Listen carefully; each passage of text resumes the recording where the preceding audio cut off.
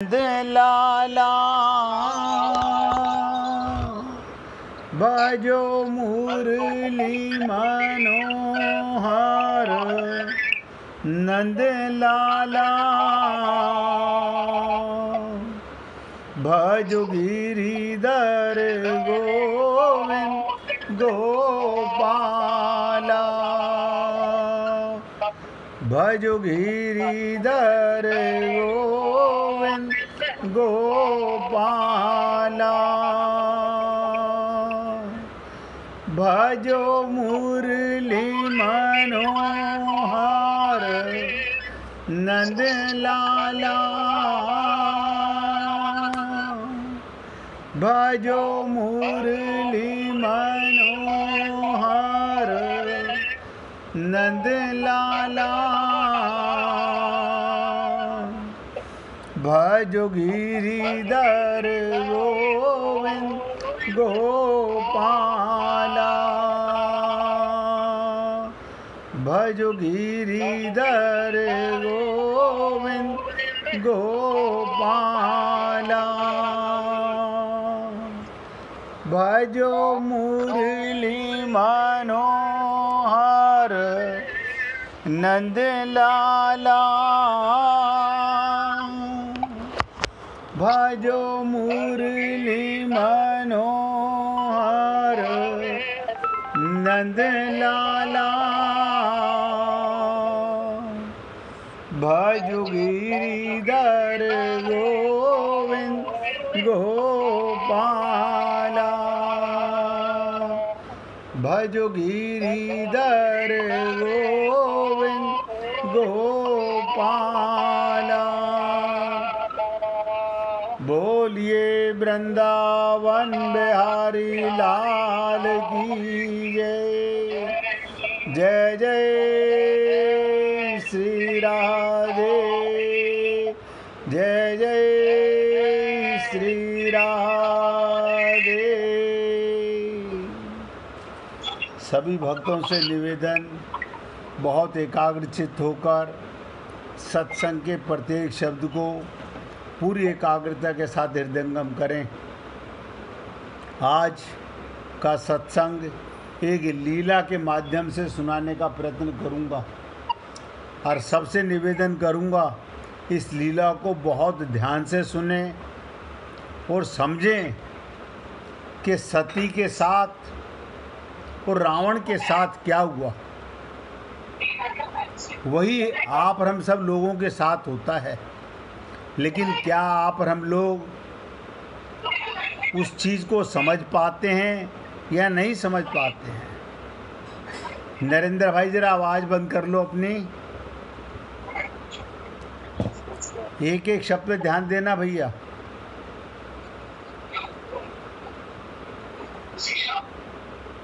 नरेंद्र ध्यान से सुनिएगा भैया। अबोध बालक, आप जानते हैं अबोध बालक किसे कहते हैं?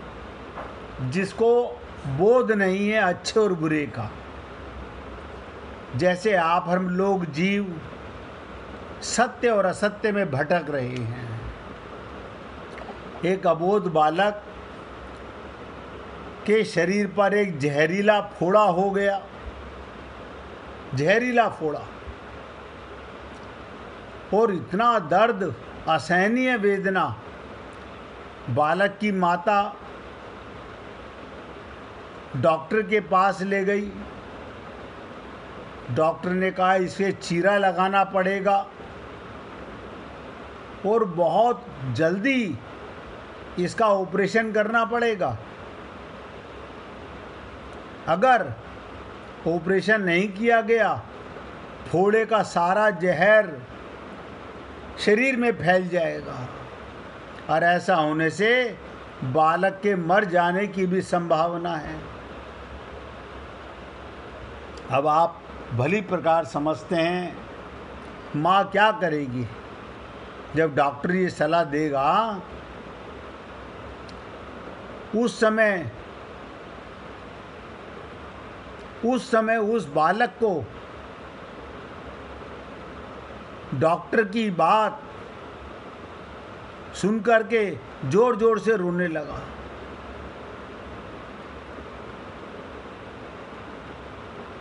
जोर जोर से रोना आरंभ कर दिया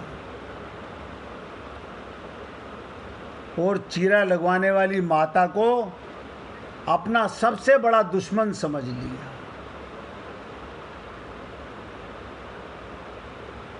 मैं फिर निवेदन कर रहा हूं, पूरी एकाग्रता के साथ सुने। माता ने बालक के रोने और चिल्लाने की कोई परवाह नहीं की, उसे और भी जोर से पकड़ लिया। उस समय एनीस्थीसिया नहीं दिया जाता था, ऑपरेशन हो गया। चीरा लगते ही फोड़े के अंदर का सारा विष बाहर निकल पड़ा। उस बालक की सारी पीड़ा समाप्त हो गई और वो सुखपूर्वक सो गया। आप सोच रहे होंगे ये लीला हमें क्यों बताई जा रही है? हम सबका यही हाल है। हम भी परमात्मा के अबोध बालक हैं। हम भी परमात्मा के अबोध बालक हैं। बालक अज्ञान में, उसे ज्ञान नहीं था, चीरा लगवाने में रोता है। और समझदार लोग जानबूझकर चीरा लगवाते हैं। यानी अज्ञानी और ज्ञानी का अंतर समझिएगा। भगवान भी अपने प्यारे भक्त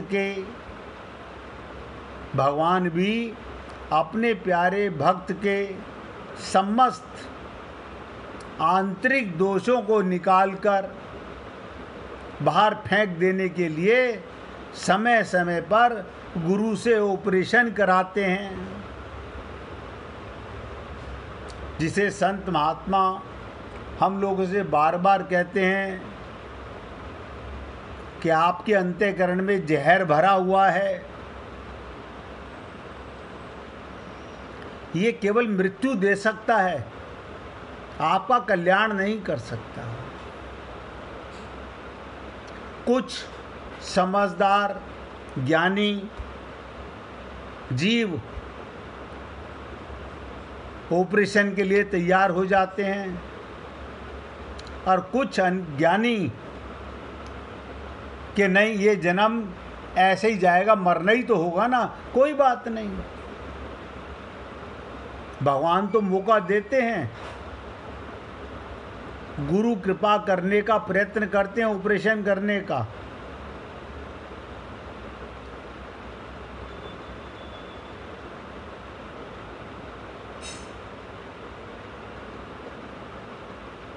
और भगवान जैसे माँ जबरदस्ती पकड़ करके ऑपरेशन कराती है बेटे के फोड़े का, ऐसे ही सांसारिक संकटों का पार नहीं कर पाता जीव, परंतु इन सारी रुद्र लीला में कारण होता है केवल भक्त की आत्यंतिक हित चिंता।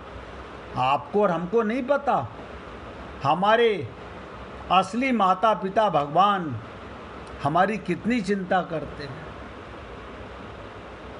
हमारे असली माता पिता परमात्मा कितनी चिंता करते हैं। जिस प्रकार दयामयी जननी, जन्म देने वाली माता अपने प्यारे बच्चे के अंग का सड़ा हुआ अंश कटवाकर फेंक देती है, सड़ा हुआ अंश कटवाकर फेंक देती है, उसी प्रकार भगवान भी अपने प्यारे बच्चों का हित कामना से उनके अंदर, ध्यान से सुनो, हमारे अंदर कौन सा जहर है? विषय विष, ममता विष, मोह विष, आसक्ति विष, अज्ञान विष, अहंकार विष।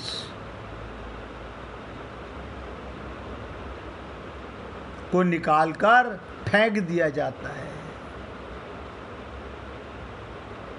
ऐसी अवस्था में जो अपने गुरु और भगवान पर विश्वास करते हैं, उनका परिणाम क्या होता है?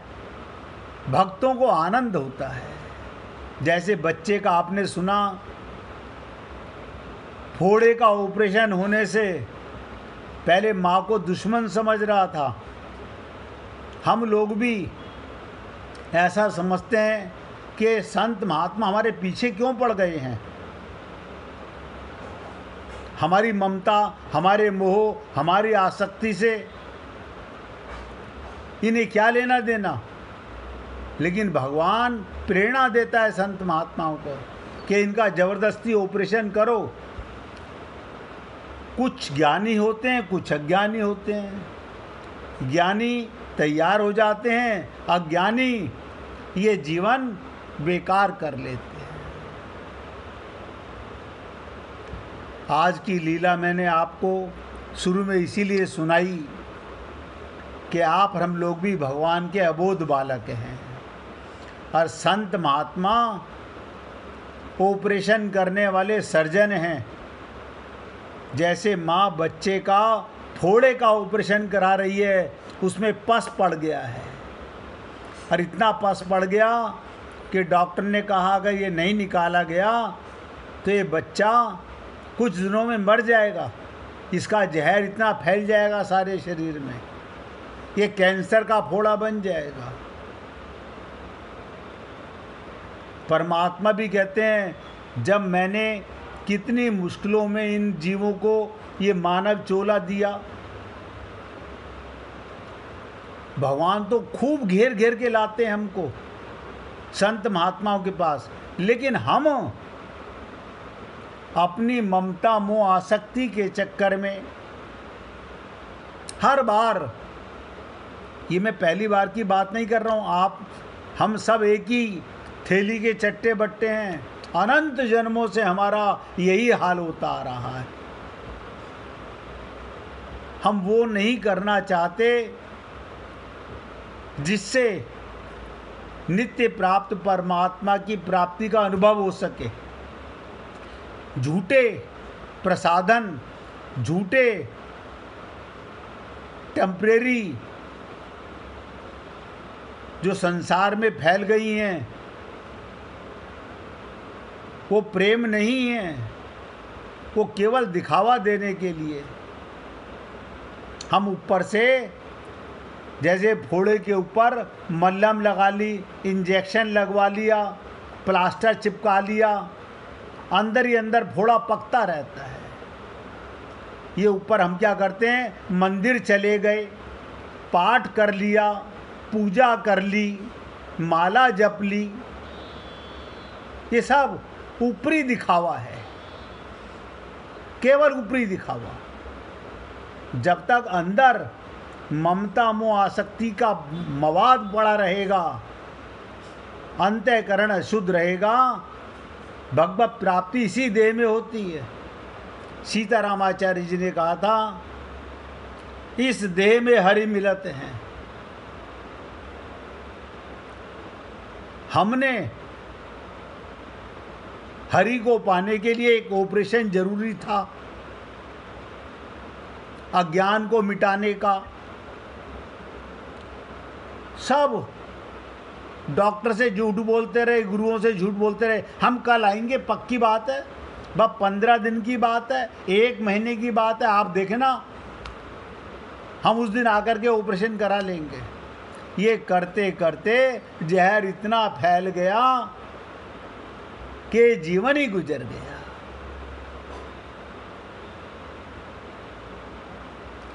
मैं आपसे निवेदन करता हूँ, गुरु केवल इशारा देता है, भगवान तुम्हारे पास, इतना पास कि कहीं नहीं ढूंढना, कहीं नहीं भटकना।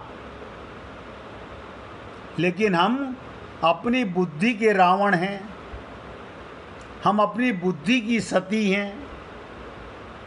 ना तो हम शंकर भगवान की माने और ना रावण हनुमान जी की माने, दोनों के गुरु भगवान शंकर दोनों ने नहीं माना।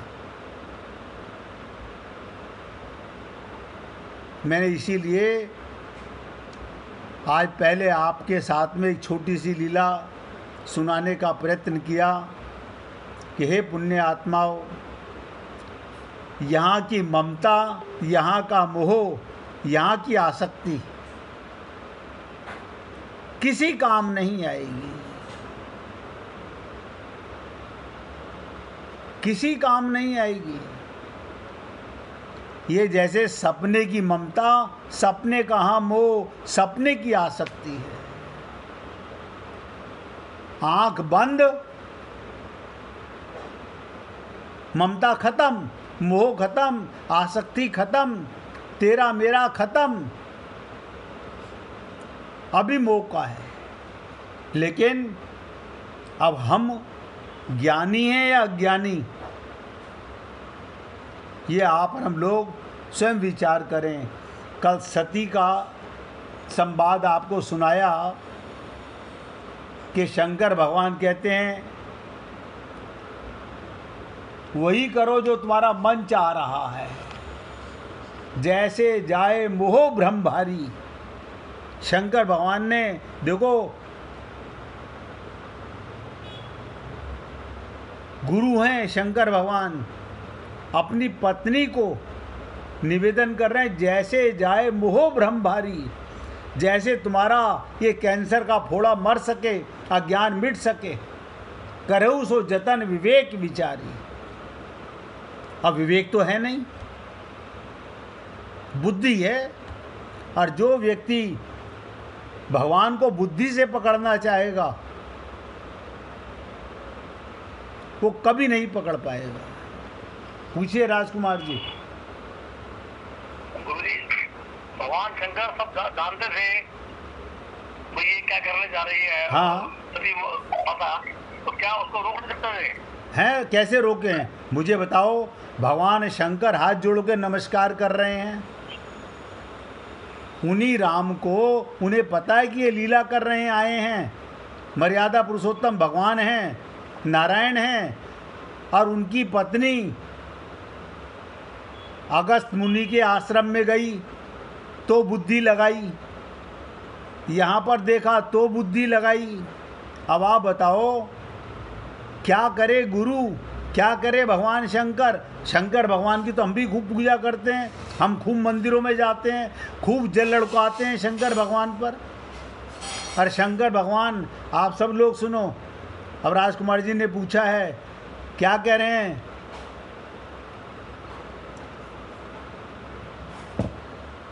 अपनी पत्नी को बहुत सुंदर बात कहते हैं। शंकर भगवान कहते हैं कि जिस व्यक्ति ने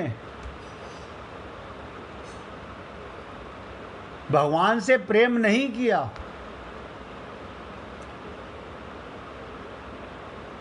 देखो चुपाई जुबान पे से उतर रही है, अभी बताऊंगा कि स्वयं कह रहे हैं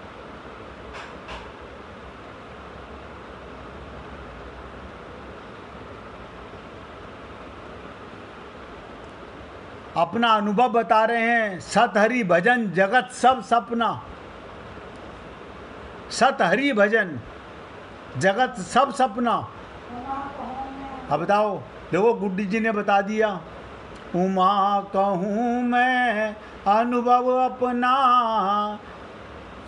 सत हरि भजन जगत सब सपना।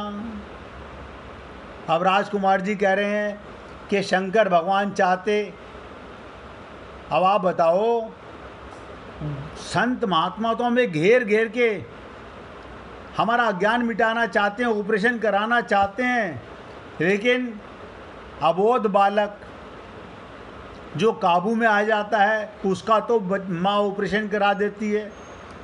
अब कोई अपनी बुद्धि से सती बन जाए, महाज्ञानी बन जाए, महाविद्वान बन जाए, आप बताओ कितना भी माँ कोशिश करे जब बच्चा बड़ा हो जाए तो उसका कैसे ऑपरेशन कराए बिना उसकी इच्छा के।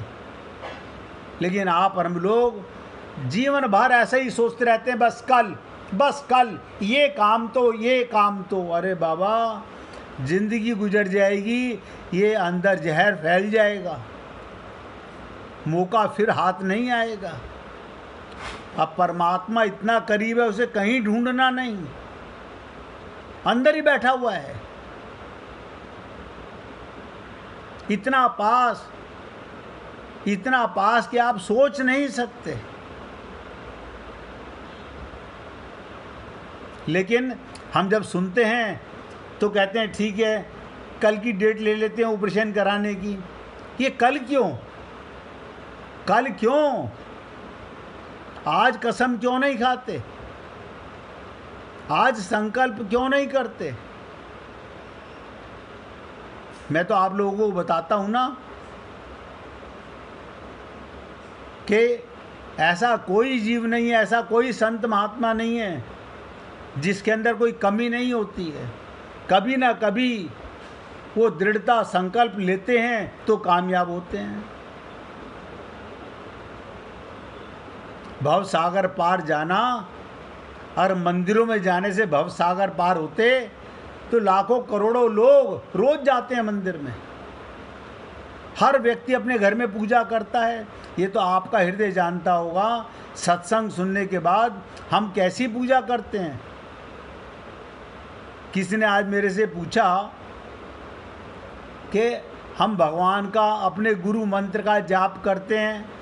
मैंने कहा करते हो, तो मन तो हमारा उस समय भटकता रहता है, मन तो हमारा उस समय भटकता रहता है।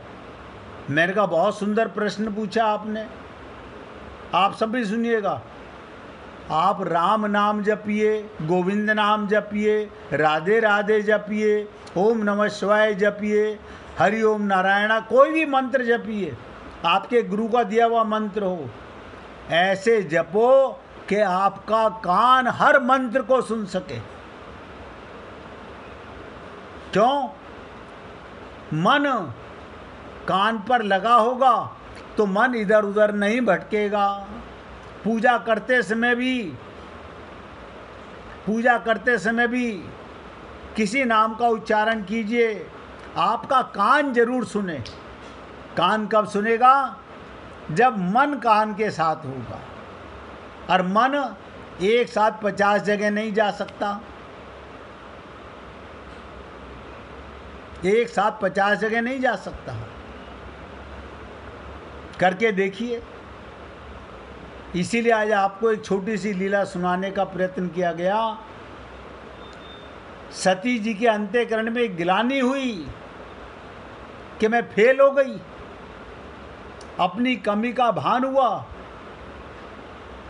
लेकिन जब तक शंकर भगवान मन से त्याग कर चुके थे, लेकिन संकल्प लिया इस जन्म में ना सही, राम के तत्व को अगले जन्म में पूरी तरह हृदयंगम करने में समर्थ होती हैं।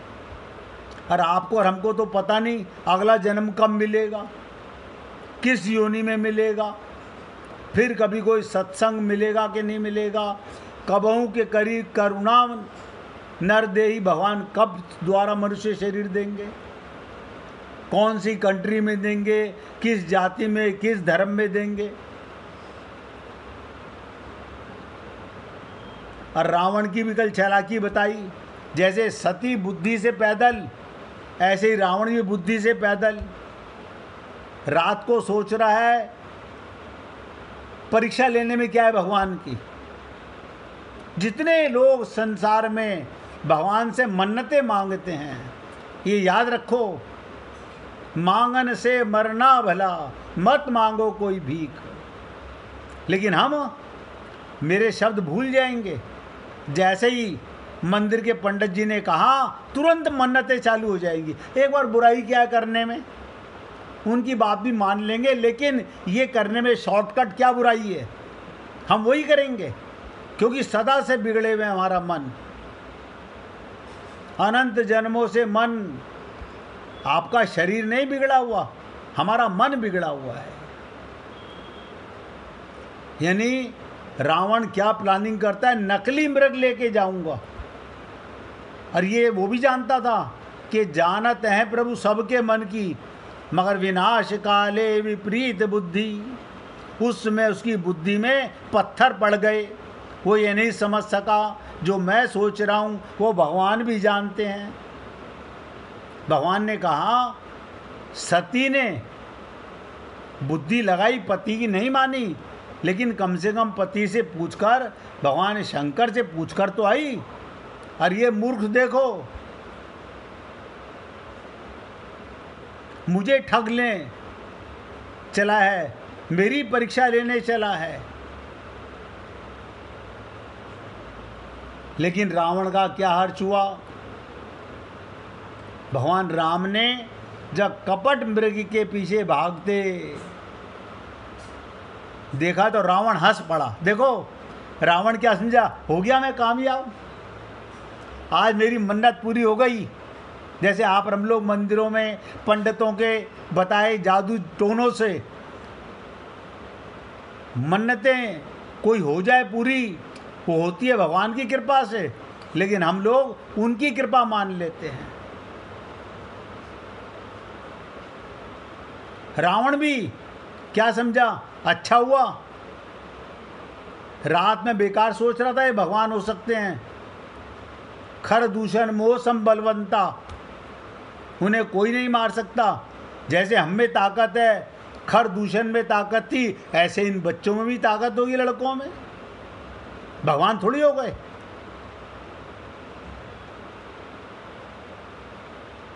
और तुरंत मन में कैसा पाप आया, क्या कहता है, अपने आप से बात कर रहा है रावण। जैसे आप हम लोग कोई जरा सी मन्नत पूरी हो जाए, बस फिर तो हम उछल कूद करने लगते हैं, मन के अंदर उछल कूद करने लगते हैं, न जाने क्या क्या करने लगते हैं। सोचता है, अरे इस राजकुमार को मैंने ईश्वर समझने की भूल कर दी थी। आप सोचिए कि रावण भगवान राम के प्रति क्या भाव लेता है।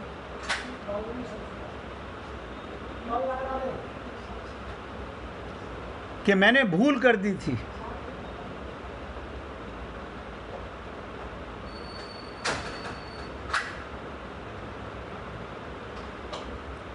न जाने मुझे क्या हो गया था, मेरी बुद्धि मारी गई थी। अब रावण को नहीं पता मेरी बुद्धि में अब पत्थर पड़ गए हैं, या रात जब मैं सोच रहा था कहीं ये भगवान तो नहीं है।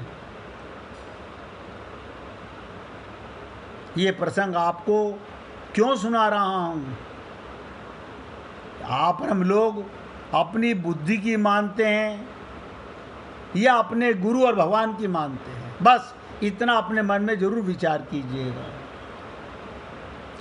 रावण कहता है मेरी बुद्धि मारी गई थी, इस साधारण से व्यक्ति को ईश्वर मान बैठा था। अरे ईश्वर तो क्या, एक बुद्धिमान राजकुमार भी नहीं है। इसने इतना भी नहीं सोचा कि कभी सोने का हिरण होता है।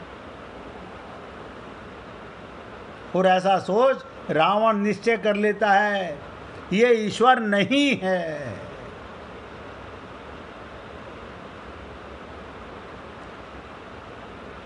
और क्या कहता है, ईश्वर के तो दो लक्षण होते हैं ईश्वर तत्व के, वो सर्वज्ञता, सर्वशक्तिमान। ये तो सर्वज्ञ भी नहीं है, ना ये सर्वशक्तिमान है।